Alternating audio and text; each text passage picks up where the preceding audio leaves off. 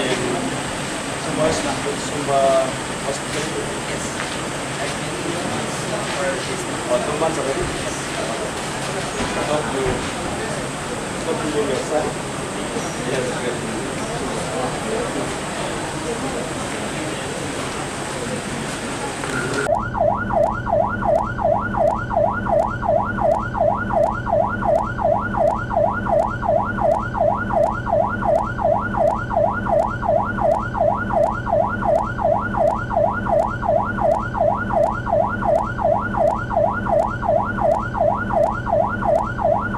Kami ucapkan kepada yang terhormat Gubernur Nusa Tenggara Timur Bapak Victor Bungkinulai Skodat bersama seluruh rombongan. Nanti kalau sudah ditandai kita bisa lihat termasuk lokasinya karena Dari semua NTT pulau mana yang masih masalah? kayaknya kemarin yang terakhir yang di Sumba Timur sudah terselesaikan. Udah bagus. Timur kapan? Kalau timur kita tidak, tapi tetap ada kegiatan tuh, jadi tetap kegiatan untuk penandaan berjalan. Oke.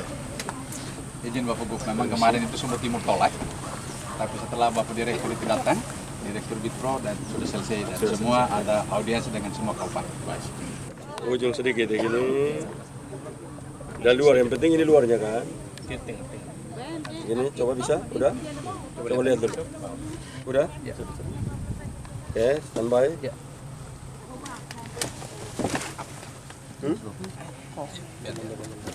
Ya, gitu apa? Ya, thank you. sudah. Terima kasih banyak Bapak Gub. Maaf ya. Iya.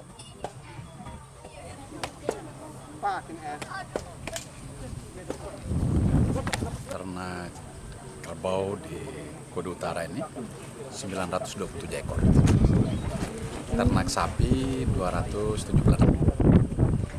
Dan memang secara keseluruhan Kabupaten Sumba Barat Daya pada akhir-akhir ini populasi ternak menurun.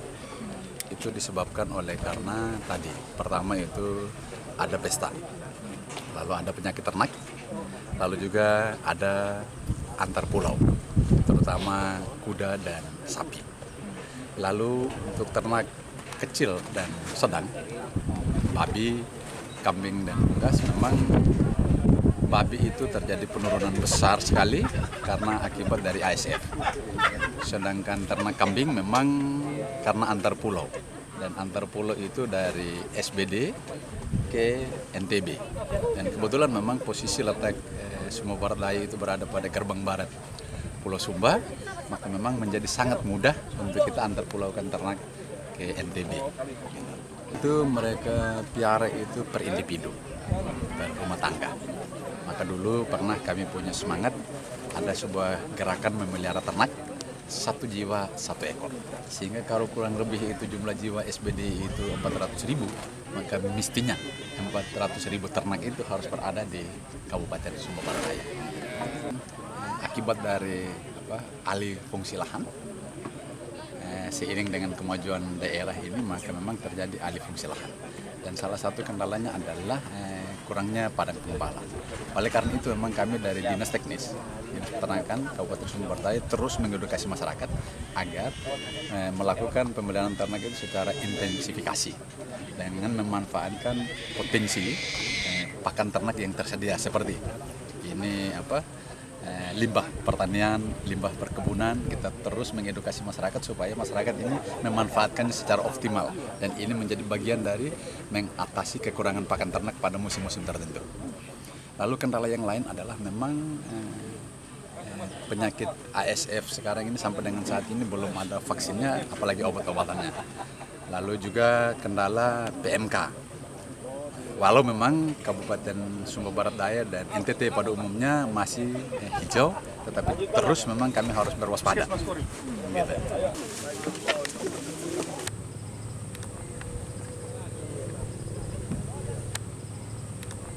Mari kita panen perdana untuk program TJPS di Kabupaten Sumba Barat Daya, Kecamatan Kudu Utara, Desa Meriate.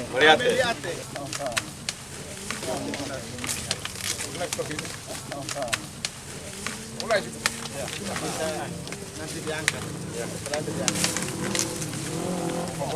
Nanti kami akan usaha semua petani kami akan usaha semua jadi anggota penangkar. Kami tidak mau beli lagi di Jawa. Siapa yang tahu di Jawa? Betul sudah itu. Ini yang normal. Jadi Bila Bapak penangkar Yohanes- yang penangkar betul. Benih apa?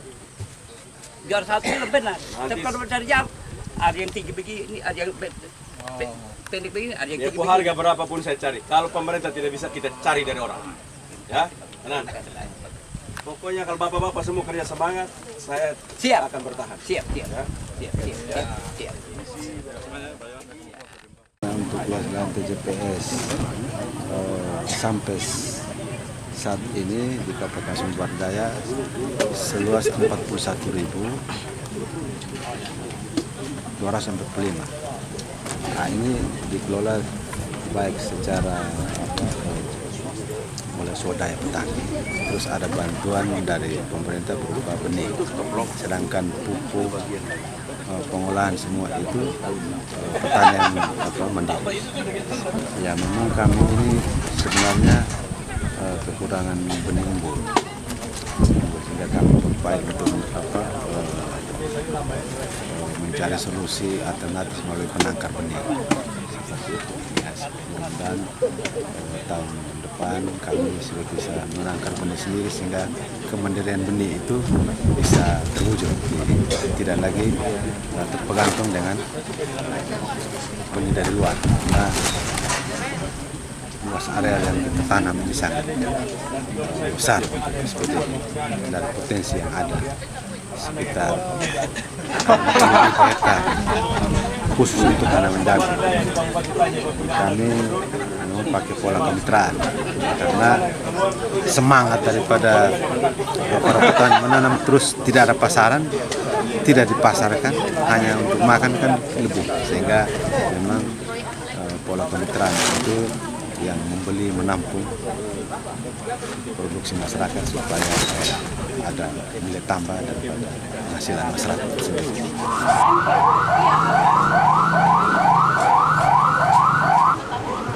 Oh, ini mesti diterapi cepat. Yang diterapi cepat.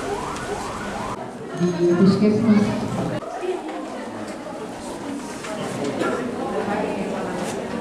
Ya ada. Berapa banyak kita di Ada puskesmas? 13, Bang. Ada 13. Desa di 13. Kita kirim ke kita punya posyandu ada? Di posyandu. Ada. Berapa banyak posyandu kita di Kacamata? Ada 49 posyandu. Semua dapat? Untuk keadaan sekarang Bapak karena ini alatnya ada 13, jadi dipersiapkan untuk ini. Untuk 13 saja. Nanti kita akan dapat bantuan nanti dari kementerian, nanti sudah ini data ya, supaya kita dapat seluruh antropometri begini untuk dapat dipakai dengan baik. Ya. Ini anak pertama kedua? Anak kedua Bapak. Anak kedua, umur berapa sekarang? Usia kehamilan sekarang 35 minggu. Kamu jangan sampai itu anak keluar nanti, kamu suruh urus satu. Ya. Nah, coba kita terapi dengan makanan dan segala macam, kelor dan segala macam itu, coba kerjasama untuk kita bisa kasih paket makanan tambahan. Jangan biskuit, harus telur, daging, kelor, kita siapkan. Pokoknya berat begitu dia datang kan ada standar timbangan dan beratnya kan. Kita lihat begitu dia stabil atau tidak cenderung rata, kita udah naikin. Jangan tunggu lagi dia stunting. Begitu guys. Kemarin Ibu Dirjen datang itu udah dikasih. Jadi kita lihat begitu lihat itu langsung kasih makanan tambahan sudah. Jangan tunggu dia stunting dulu ya. Jangan tunggu. Begitu dia sudah naik lalu dia mulai datar, kita mulai terapi. Tangani langsung ya. Tapi rata-rata ibu-ibu sini semangat untuk menimbang dan mengukur bau dan ada tidak? Semangat ya. Kehadiran di posyandunya. Oke, baik. Tadi kita belum dapat hasil. Kita di sini bisa dapat Iya. ada. Ya. Bisa ditampar.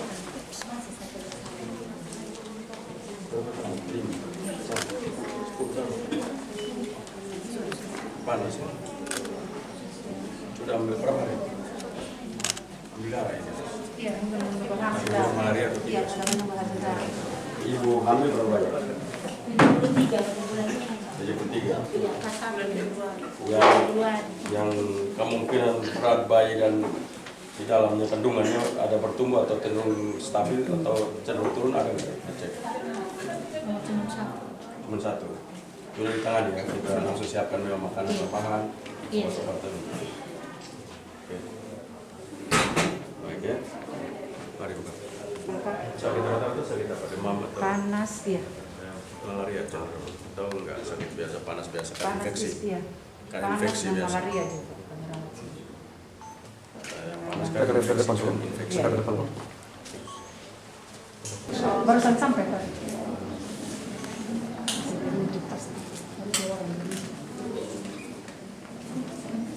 Batuk pilek atau Sesak. sesak nafas. Pos. Sudah berapa lama? Baru sampai tadi. Paru-paru. Posti. TB ya? Iya, TB. Ini nggak boleh kasih Tapi ini sudah- terus terapi selama 6 bulan. Sudah. Harusnya sembuh. Dia sudah mengikuti ini pengobatan juga. Oke. Ya udah begitu nanti cepat sembuh ya. Pak Bupati ini mesti terapi gizi. Gizi ya. Bagi tidak harus terapi gizi. Nanti catat nomornya kita bantu supaya terapi gizi. Karena nggak mungkin kalau hanya untuk obat dan segala macam gizi nggak jalan dia problem. Nanti bubur dengan daun kelor terus. Nanti diatur supaya di sini ada tidak kita punya. Kalau nggak ada saya kirim ke Kupang untuk apa kelor dan telur kan ada di sini. Kalau kelor mereka ini saya tahu saya kenal mereka juga. Tidak, tapi kalau makan itu kan Oh, kita iya. dari tepungnya bisa Kalau- campur segala kan. Ya udah nanti atur saja. Tolong diatur Rok nanti. hepek kan. Ya. Rok hepek kan. Barang tuh. Kan saya kata kelor. Ya, cepat semangat ya, harus semangat terus ya. Ya. Iya, iya betul. Ini anak pertama waktu itu dia ini berat badannya tidak sesuai dengan usia, kemudian dia termasuk dalam panjang badan menurut umur dia masuk dalam outline jauh sekali dengan standar deviasi.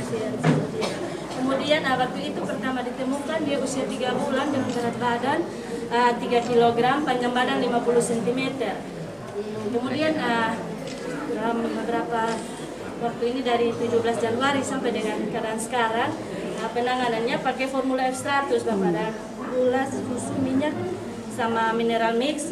Ada kenaikan berat badan dari 3 kilo naik dari 4,8 itu berat badan.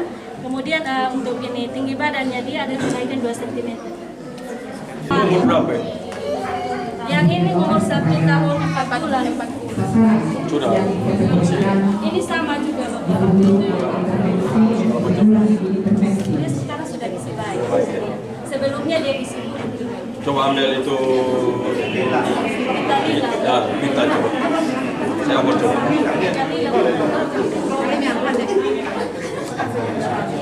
Mana itu?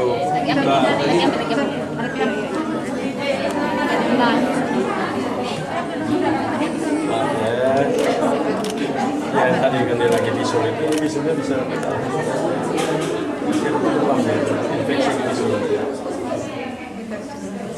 Iya, sekalian belum. Iya, sekalian belum. Lihat.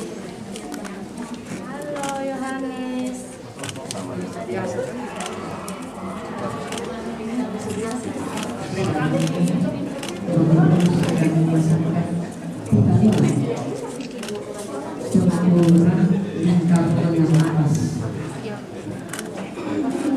Mesti mulai masih belum dihijau. Iya, masih diwarnai. Masih dikuning. Ya. Iya. Lanjut lagi. Iya, Pak. Pokoknya kasih ya. yang dikategorikan gizi buruk yang diintervensi dan gizi buruk yang diintervensi Kasih supaya dia cepat tumbuh ya. berupa kelambu dan bubuk abate yang nantinya juga akan diserahkan ke Oke, setiap baik.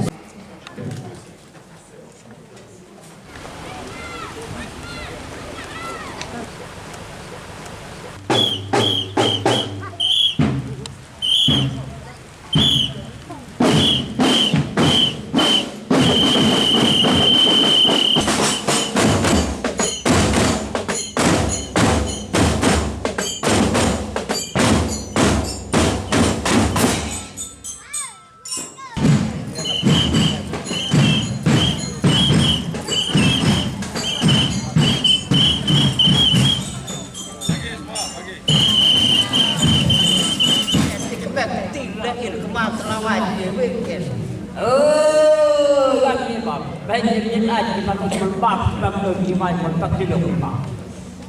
Ini melak gimana melpak lagi. Ganti, dia turun kuali dan udah di jalan. Hormat menuju wajib. Iya, acara penyambutan secara adat sudah berlangsung. Selanjutnya penyambutan Ramata dari Bapak Ketua Komite. Selamat datang Gubernur Gubernur dan Bupati Surabaya di SMK Negeri Paku Bumi Utara. Bapak Gubernur akan segera menuju ke panggung utama.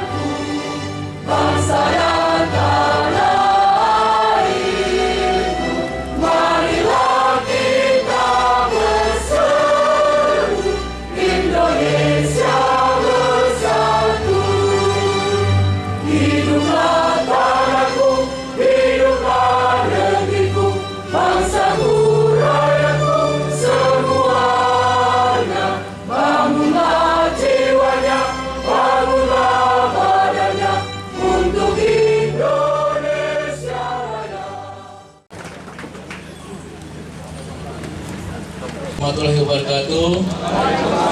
Om Swastiastu. Namo Buddhaya. Salam kebajikan. Salve. Salam. Sekalian. Yang terhormat Bapak Gubernur Nusa Tenggara Timur, Bapak Ibu sekalian, hadirin sekalian yang saya hormati dan saya banggakan. Hari ini Sumber Barataya mendapat berkat.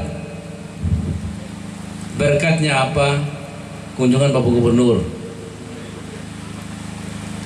Juga tidak hanya itu, hujan itu berkat dari Tuhan. Dan anehnya, di jalan hujan, di tempat tertentu tidak hujan. Saya bilang sama Pak Gubernur tadi jalan, Bapak, sebentar kita panen jagung, mudah-mudahan jangan hujan. Beliau bilang pastilah tidak hujan, karena Tuhan menyertai kita. Dan itu adalah wujud syukur kita. Bapak Gubernur, saya ini kedua kali saya datang ke tempat ini. Karena dulu waktu saya bangun sekolah ini belum dipisahkan wewenang, dan saya datang di sini untuk melantik kepala sekolah atau apa dulu.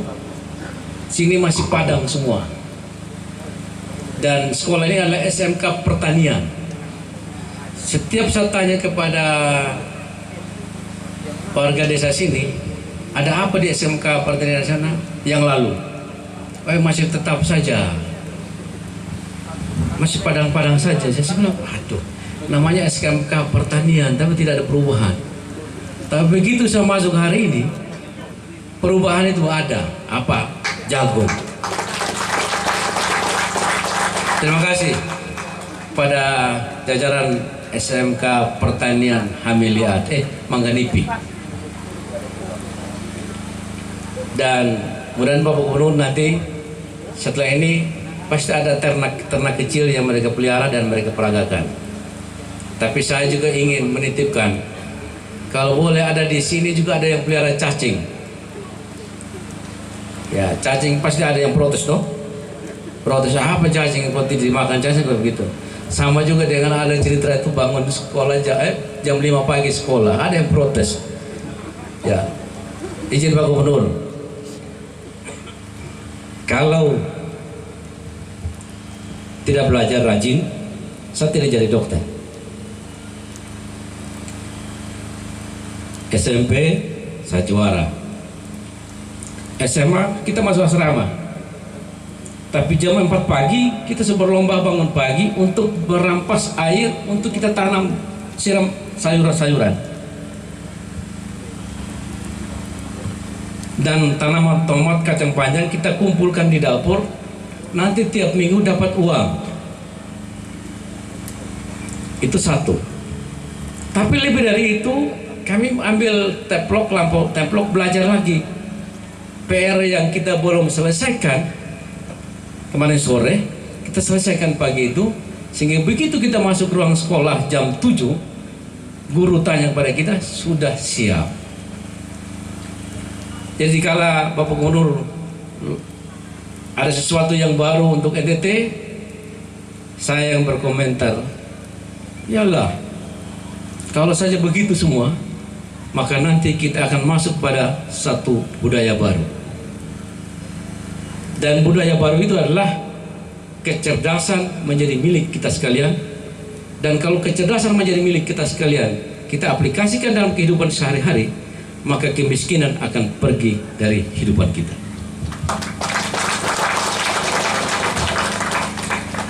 Tapi di sini orang belum siap jam 5 pagi. Tapi saya urai demikian. Terus Bapak Gubernur, saya juga belajar ilmu yang lain. Untuk umur panjang, jam 3 pagi itu harus bangun dari tidur dan mandi. Setelah itu bahwa tidur kembali tidak jadi masalah. Katanya, ini saya akan praktekkan nanti, dan saya sudah coba-coba. Kenapa jam 3 pagi? Karena saatnya lurus antara pencipta dengan yang dicipta. Itu dua cerita Bapak Gubernur. Tapi yang pasti Bapak Gubernur hari ini hadir, tidak ragukan lagi Sumba Barat Daya akan menjadi petani jagung. Tapi kita tidak berhenti di tempat ini. Harus kita menjadi petani yang tidak hanya tanam, tapi terus kita berpikir untuk mengolah jagung itu. Sebagai catatan buat kita sekalian, bahwa stunting adalah tugas kita bersama. Mari kita bergotong royong untuk kita selesaikan stunting. Dan terima kasih kepada Bapak Gubernur sudah mengajak saya untuk masuk ke SMK ini. Tentu kelompok ini menjadi makin dekat mempersiapkan diri menjadi calon keluarga masa akan datang. Mudah-mudahan mereka menjadi juga guru untuk menceritakan bagaimana mempersiapkan keluarga yang tidak menghasilkan stunting masa akan datang. Demikian itu saja Bapak Gubernur, terima kasih sekali lagi, dan kami harapkan Bapak Gubernur 2 kali datang lagi di SPD supaya stunting itu sungguh-sungguh menjadi keterpanggilan moral kami semua, tidak memandang bulu, dan supaya kemiskinan itu menjadi enyah dari sisi kehidupan kami dengan cara belajar, bekerja dan belajar. Ada perubahan memastikan ada sesuatu yang positif. Mari kita tapaki bersama-sama. Dan kalau kita tapaki bersama-sama, maka tidak ada yang dirugikan. Surga Lodo Meringi pada Melala akan menjadi kenyataan dalam hidup kita. Sekian, terima kasih. Wassalamualaikum warahmatullahi wabarakatuh. Om Santi Santi Santi Om. Namo Buddhaya. Salam kebajikan. Salve. Salam. Selamat pagi. Ya, jangan siang, nanti salah kita. Semangat terus, pagi terus. Bangun pagi itu. Jadi biarpun jam 5 sore, selamat pagi. Jam 11 malam, selamat pagi. Supaya hawa pagi itu selalu membuat keceriaan buat kita. Setuju? Nah. Shalom. Shalom. Salve. Assalamualaikum warahmatullahi wabarakatuh. Om Swastiastu. Namo Buddhaya. Salam kebajikan. Baik, saya hari ini hadir di Sumba Barat Daya, tempat yang sangat indah. Terima kasih atas penerimaan yang begitu hangat dari pemerintah Sumba Barat Daya dan seluruh masyarakat. Karena itu saya menyampaikan rasa terima kasih, apresiasi dari pemerintah provinsi, khususnya kepada yang terhormat Bapak Bupati Sumba Barat Daya. Ini dokter yang betul. Dulu saya pikir dokternya main-main, sekarang saya sudah yakin dia dokter benar. Dokter Cornelis Kodimete. Para pimpinan OPD lingkup Kabupaten Sumba Barat Daya, para camat, para kepala sekolah SMK SMA yang hadir, kepala desa, Kapolsek, mewakili Dan Ramil. Bapak Dan Ramil atau mewakili Dan Ramil? Mewakili Bapak Dandil. Oh, wakili Bapak Dandil, ya. Para guru, khususnya anak-anakku, para siswa SMK 1 ya, Kodi Utara, yang saya cintai, anggota DPRD Kabupaten Sumba Barat Daya dari fraksi PKB, para tokoh agama, para tokoh adat, para ketua komite yang sempat hadir di tempat ini, dan semua kita yang berbahagia.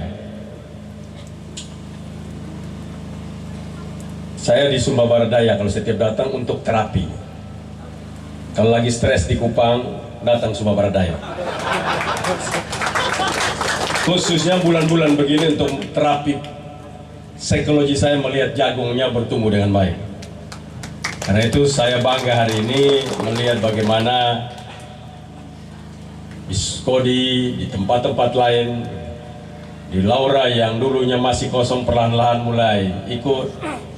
Dulu orang bilang ke saya, Sumba Barat Daya itu yang rajin orang Wajewa. Kalau Laura sama Kodi berat bapak. Nah, tapi hari ini saya tidak akan percaya itu bila satu saat orang menyampaikan itu kepada saya. Karena saya lihat ternyata gerakan Kodi menggentarkan dunia provinsi Nusa Tenggara Timur. Karena itu saya terus mendorong untuk kita semua, model seperti ini jangan hilang. Benar apa yang disampaikan Pak Bupati bahwa dengan panen bulan begini kita kekurangan untuk alat untuk pengering selo. Saya akan menyiapkan setelah pulang dari sini untuk menyiapkan satu selo ada di Sumba Barat Daya, khususnya di Kodi, untuk nanti panen jagung yang banyak itu kita mampu terapi sehingga musim apapun tidak ada masalah karena kita punya selo sendiri. Pak Luki, itu selo kira-kira berapa dia punya harga itu? 2M mah kecil lah. Enggak lah, nanti kita atur itu. Kita aturlah selo satu di sini lah. Yang kedua, kita sangat serius karena tidak mungkin pembangunan itu hanya berjalan sementara, harus menjadi budaya terus menerus menjadi kekuatan gerakan. Dan bila ini dikerjakan benar, kita akan menatap masa depan kita dengan baik. Dunia sudah berubah dan Sumba menjadi perhatian dunia hari ini. Bukan saja Sumba, tapi seluruh NTT mendapat perhatian dunia hari ini. Karena itu kita terus bersemangat untuk mengerjakan seluruh pembangunan yang masih tertinggal ratusan tahun lamanya bila dibandingkan dengan daerah-daerah lain. 100 tahun minimal kita jauh tertinggal dengan Pulau Jawa. 100 tahun. Tapi kalau kita mengejar 100 tahun itu dengan kerja-kerja yang cerdas, kerja yang bersemangat, kerja yang kolaboratif, saya yakin kita akan mengejar ketertinggalan kita. Karena itu saya lihat hari ini ada di SMK ini, kita lihat bahwa bantuan pemerintah, uang yang tadi diterima itu uang yang besar. Hari ini APBD Provinsi Nusa Tenggara Timur 50% pada dunia pendidikan, 50%. Sekitar 2 triliun ada di pemerintah, khususnya pemerintah provinsi, ada di pendidikan, sektor pendidikan. Ada 2 triliun di situ. Bayar gaji mungkin 1 triliun, sisanya 1 triliun untuk pembangunan. Bayangkan, itu besar sekali. Tapi kalau nanti keluarnya juga susah, kita omong dia tidak mengerti, dia omong pun kita tidak mengerti, ini kita repot betul ya. Tapi saya yakin kalau kita terapi terus, maka kita akan punya SMA, SMK yang sangat luar biasa. Pada hari kita lihat bahwa keputusan gubernur untuk khususnya kelas 12 harus masuk mulai 5.30. Awalnya jam 5, tapi ada minta untuk geser sedikit karena nanti mau sholat subuh itu mepet. Ya udah, kita 5.30 supaya semua dapat terakomodir dengan baik. Kenapa ini kita lakukan? Karena setiap kelompok manusia, komunitas manusia yang kalau tidak berjalan maju, kita harus mulai untuk merubahnya. Manusia yang hidup dalam zona nyaman dan tidak mau keluar dari zona nyaman itu sesungguhnya mereka telah mati. Banyak yang protes saya dengan teori segala macam dunia punya. Tapi saya bilang, teori itu kalau sudah pakai DTT untuk bangun tidak. Jadi hebat tidak. Ada kadis pendidikan di mana satu tempat bilang, otak main itu jam 9. Tapi tempat dia pun orang banyak. Di sebelah rumah saya gubernur pun ada yang tidak bisa baca. SD kelas 2 tidak bisa baca. Tapi dia protes terhadap seluruh kebijakan. Dia tidak mengurus dia punya daerah supaya orang-orang pintar, literasinya bagus. Jadi karena saya bilang, dunia ini orang hobi omong tanpa kerja. Karena gampang sekali, mulut itu cepat tanpa dengan dia punya tangan dan pikiran. Kita mulai belajar untuk mengerjakan sesuatu dengan kecerdasan kita. Ini tantangan kita, tantangan besar. Sebagai politisi, tidak boleh melakukan langkah kebijakan yang mengganggu stabilitas di saat udah mau selesai. Itu tidak boleh. Supaya orang sayang kamu, jangan, sudah stop. Ini terbalik, kita mengambil langkah ekstrim. Nanti orang benci kita. Kemungkinan pertanyaan satu, itu politisi lagi gila atau dia memang bodoh. Kita agak gila sedikit. Kita tidak tertarik terhadap populer. Kita ingin provinsi ini bergerak maju lebih hebat. Dia harus lebih daripada biasa-biasa. Kerja biasa tidak bisa, maka kerja luar biasa. Contohnya, kalau Koni kerja biasa, bupati tidur terus, tidak turun di lahan-lahan, dorong petani kerja mati-matian, dorong pejabat-pejabat untuk kerja, apakah bisa tanam begini banyak? Bisa tidak? Bisa tidak? Tidak bisa. Sama ada kabupaten lain lahannya luas. Sampai hari ini kita masih bermasalah. Terus gubernur dorong terus. Lahannya luas. Tapi tidak ada yang jagungnya hutan jagung seperti Sumba Barat Daya. Ini karena pemimpin harus gerakannya ke bawah terus. Karena itu saya yakin nanti kalau SMK mau berubah, uangnya banyak nih. Setiap SMK yang mau berubah, SMA yang mau berubah, mereka akan dapat bantuan spesial. Umpama SMK 1 Kodi Utara, Bapak kami mau bangun jam 4 atau jam 5 mau tanam jagung di lahan kami 50 hektar. Uang tidak ada, aman. Selama kalian rajin semen, uang ada. Orang 1 triliun uangnya. Jadi kita mau lihat ini uang siapa yang mau tanggapi uang ini dengan baik. Pak SMA SMK yang rajin, tapi saya tidak mau hanya kepala sekolah omong saja. Ada kepala sekolah, ada ketua komite, guru-guru, orang tua murid, kumpul semua. Karena nanti bilang ini gubernur yang mau, kami bukan kami tidak mau, dia yang mau. Walaupun saya tidak takut, kalau orang marah saya pun, toh saya tidak seperti garam untuk larut kan, memang hobi. Pemimpin itu selalu terdepan, mau bikin apapun selalu bertahan. Itulah pemimpin. Pemimpin itu selalu nomor 1 terdepan. Jadi kalau pemimpin terbelakang, itu bukan pemimpin, itu follower. Pemimpin terdepan. Karena itu semua banyak follower salah tentang pemimpin. Kenapa? Dia lebih cepat, 1 step ahead, 1 langkah di depan minimal. Apalagi dia 1000 langkah di depan, itu tidak bisa dapat. Karena itu pemimpin itu tipikalnya kalau dia mengeluarkan pikiran selalu orang ribut. Kenapa? Karena minimal 1 step ahead, 1 langkah di depan. Nah ini karena itu kita selalu mendorong Nusa Tenggara Timur. Banyak kebijakan dulu yang kita menuai protes. Banyak di NTT sejak saya jadi gubernur, banyak sekali. Di Labuan Bajo mengatur supaya bisa menjadi aman, demo besar-besaran. Tapi hari ini setelah itu, Bapak dulu kami juga tidak tahu, ternyata begini jadinya. Ya, memang begitu. Makanya Yesus bilang ampunilah mereka, mereka tidak tahu apa yang mereka buat. Itu karena begitu, 1 step ahead, 1 langkah di depan minimal. Nah karena itu saya harapkan Sumba Barat Daya, khususnya Pulau Sumba, ini pulau yang luar biasa. Kita siapkan supaya ke depan pulau ini menjadi pulau yang akan melakukan hilirisasi dalam semua bidang. Kita mempunyai jagung, kita mempunyai peternakan yang kuat, kita punya energi terbarukan yang hebat, khususnya solar farm. Tahun depan, paling lambat tahun ini sudah mulai, kita akan mengerjakan semuanya dengan baik. Dan itu Sumba akan menjadi sebuah pertumbuhan yang hebat. Karena itu ke depan nanti kita juga menyiapkan untuk SMK, untuk energi baru terbarukan. Nanti Pak Kabit siapkan untuk SMK energi baru terbarukan di Sumba. Kenapa? Karena mau tidak mau itu harus ada, supaya anak-anak terbelajar biasa dengan bagaimana mereka berhubungan dengan energi baru terbarukan. Nah, ini kita butuhkan untuk menjawab seluruh tantangan yang ada. Tidak ada manusia yang cerdas, pintar, luar biasa, tetapi dia tidak punya daya tahan dan jadi. Tidak ada. Banyak orang mengeluarkan teori akhir ini. Kalau kita baca di Facebook, semua orang pintar luar biasa. Tapi begitu omong habis, dia makan pun bermasalah. Banyak. Omong teorinya luar biasa, makan bermasalah. Bahkan anaknya pun di sekolah pun dia cari keliling orang untuk bantu anaknya sekolah. Karena dia sendiri, tapi dia tertarik sekali mengeluarkan teori. Ini namanya teori di atas langit yang tidak pernah turun landing di bumi ini. Nah, karena itu kita tidak tertarik terhadap orang-orang seperti itu. Dunia dan ilmu pengetahuan mengajarkan kita bahwa tidak mungkin IQ semata-mata untuk membangun manusia.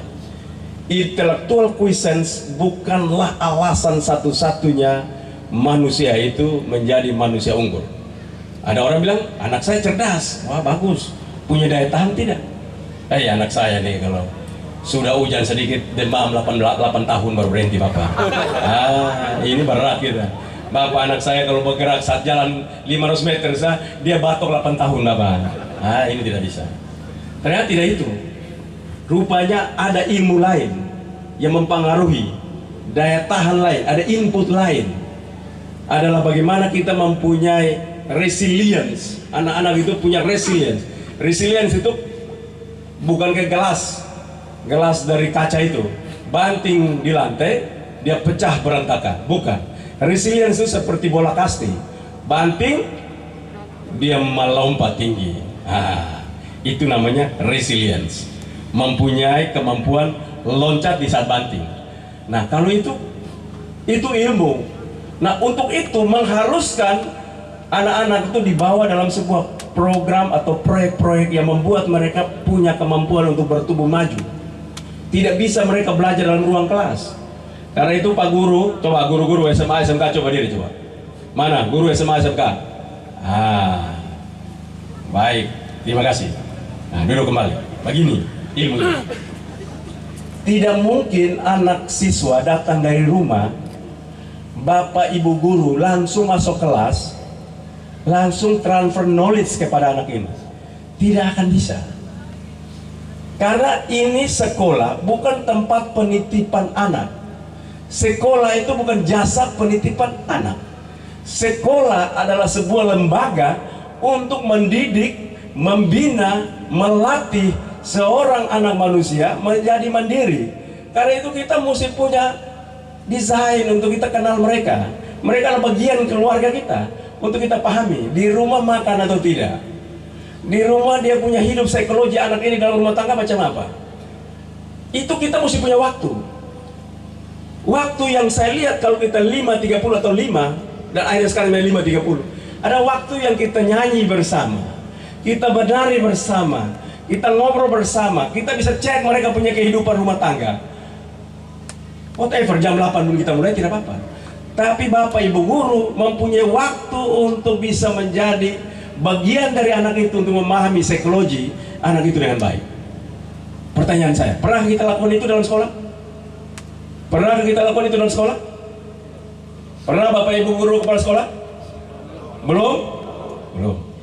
Kita masih sedang menjadi tempat jasa penitipan anak, bukan menjadi tempat membangun kemandirian seorang anak manusia. Tidak bisa. Bapak tidak mengenal anak itu, Bapak hanya mentransfer sesuatu. Ibarat Bapak tidak kenal lahannya, Bapak tidak kenal benihnya, Bapak tidak kenal pupuknya, Bapak siram saja, syukur tumbuh, tidak tumbuh pun, ya telah saya lakukan. Ini yang harus kita pelajari. Ini tempat dunia pendidikan. Karena itu memang kita punya waktu cukup. Masuk jam 7.30 bukan berarti datang terus langsung terakhir. Tidak ada keberhasilan menurut saya. Tidak ada keberhasilan seorang anak manusia yang datang duduk di transfer knowledge rata-rata mungkin 1% dapat, tapi majority mereka masih tetap berpikir tentang bagaimana kondisi dirinya. Trauma di rumah kan? Trauma lingkungan? Trauma dengan guru. Kita ini produk-produk trauma guru loh. Saya tidak tahu kalau Pak Bupati, saya ada. Masuk sekolah itu kan lihat guru punya kumis, saya takut sekali. Kumisnya melintang panjang, isap tembakau begitu, dia memotong. Dari mana?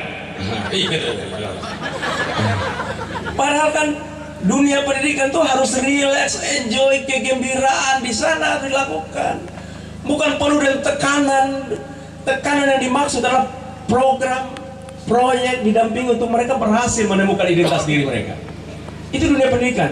Jadi uang yang banyak itu, uang yang disiapkan untuk Bapak Ibu kepala sekolah, ketua komite, para guru pembimbing, mendampingi mereka untuk mereka menemukan confidence diri. Tidak semua manusia seperti saya atau Pak Cornelis Kodemete yang mampu berjuang sendiri untuk keluar dari kesulitan. Tidak semua manusia seperti itu. Ada yang perlu pendampingan secara serius agar mereka confidence, mereka percaya diri untuk menatap masa depan bahwa memang saya mampu.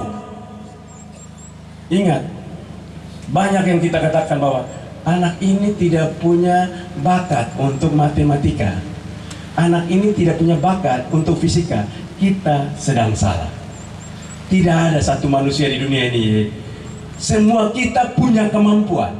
Bila kita mampu membuat tanah itu subur, kita mampu mendesain psikologi anak itu dengan baik, lalu kita mengisi dengan penuh kasih sayang dan cinta, lalu ilmu itu kita kasih, dia akan bertumbuh subur, lebih hebat dari siapapun yang mempunyai bakat yang luar biasa.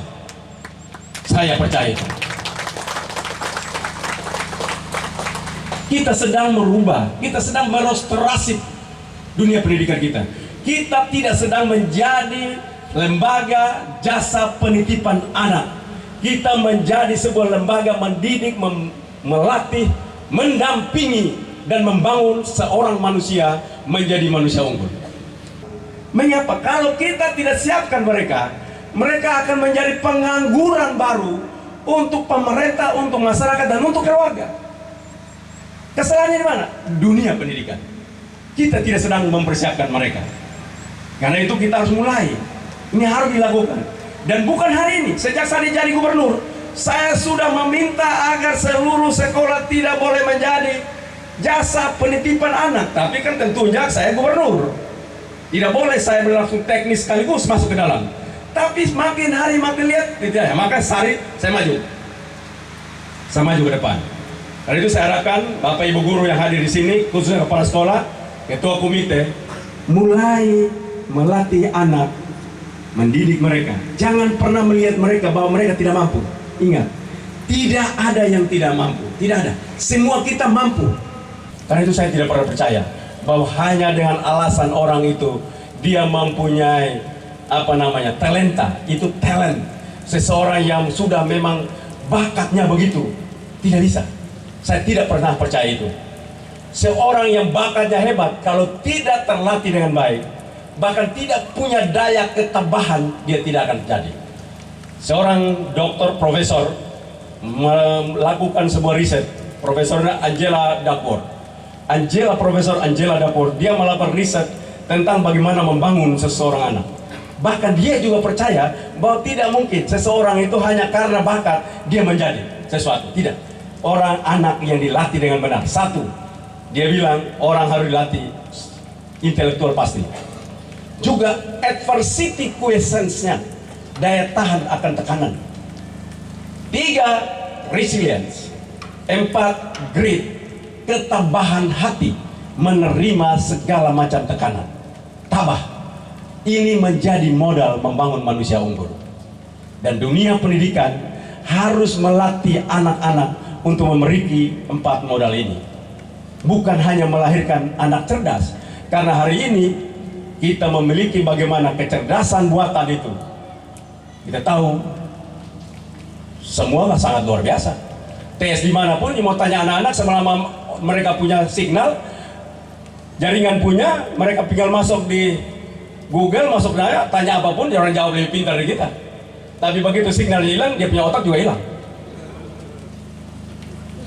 Artificial intelligence itu sangat maju luar biasa hari ini. Tetapi manusia bukan bicara tentang intelektual semata-mata, tapi daya tahan akan tekanan. Orang yang ditekan dan dia melompat, orang yang tabah di dalam penderitaan. Inilah manusia yang dibangun. Dan saya yakin Nusa Tenggara Timur, khususnya Kodi Utara, lebih khususnya kita semua yang hadir di tempat ini, mari kita bersama-sama membangun sebuah proyek besar untuk masa depan kita.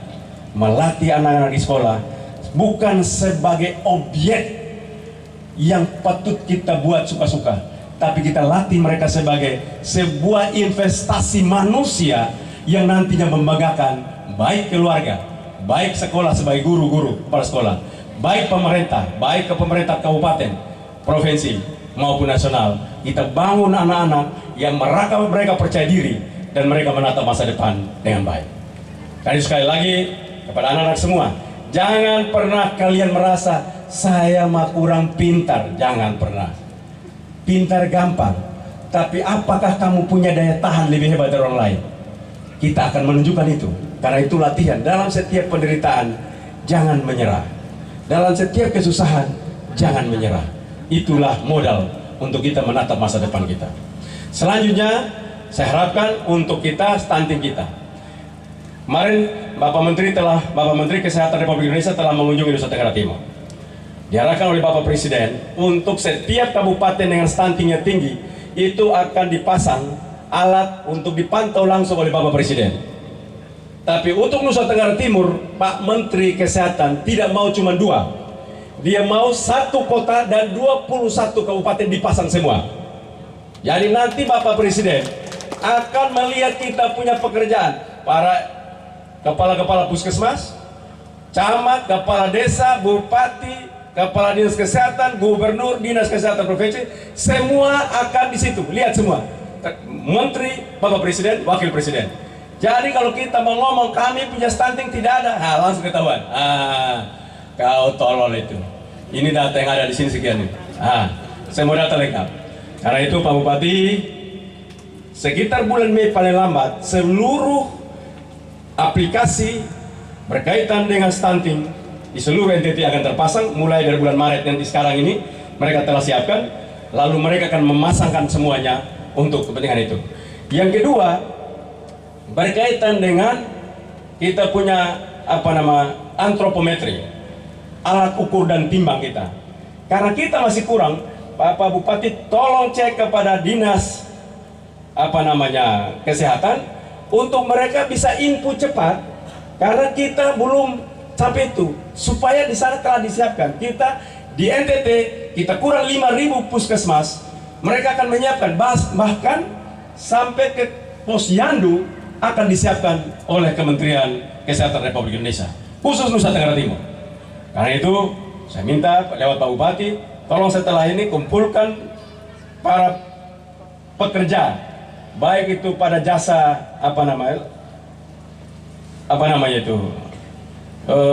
untuk tender dan segala macam, dan kepala dinas kesehatan Kabupaten Sumba Barat Daya untuk mereka input seluruh kebutuhan posyandu, puskesmas yang ada di Sumba Barat Daya, sehingga nantinya tahun ini kita dapat memiliki semua antropometri sehingga kita mampu menimbang dan mengukur anak-anak dengan standar yang baik.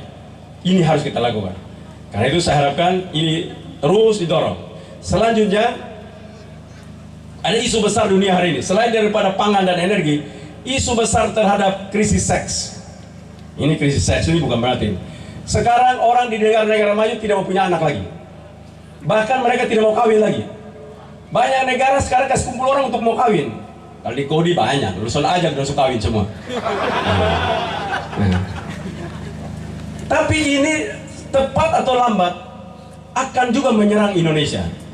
Tapi saya bilang kepada seluruh teman-teman, khususnya hari ini Pak Bupati dan seluruh jajaran, kita mulai mengendalikan pertumbuhan penduduk pada keluarga miskin.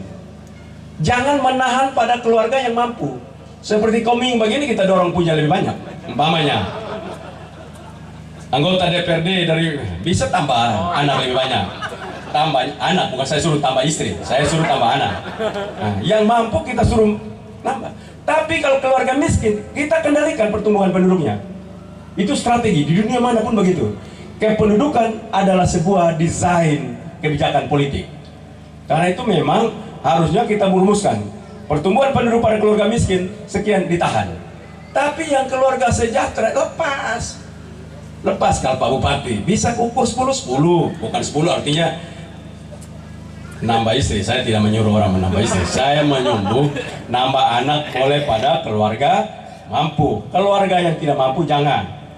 Karena kita sedang dunia trennya menuju ke sana. Jepang bermasalah, Korea Selatan bermasalah, Singapura bermasalah, negara-negara Eropa bermasalah. Bahkan di beberapa negara Eropa kalau kawin kasih hadiah. Kawin, bayangkan itu.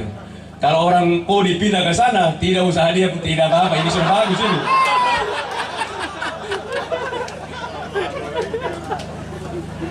Karena itu saya selalu mendorong itu agar kita menuju ke sana.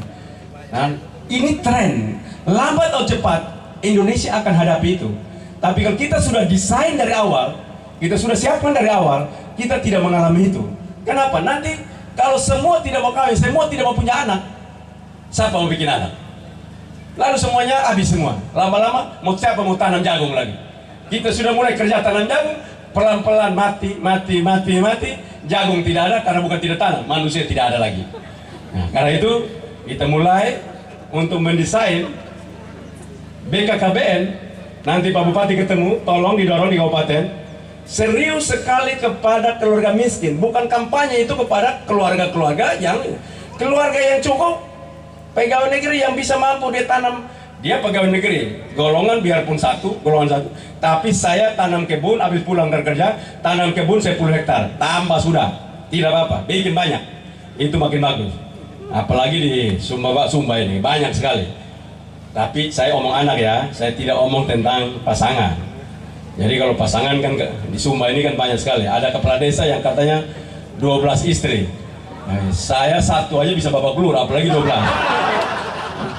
Karena itu kita bicara tentang bagaimana pertumbuhan populasi dengan pasangan yang sah, jangan pasangan yang tidak sah.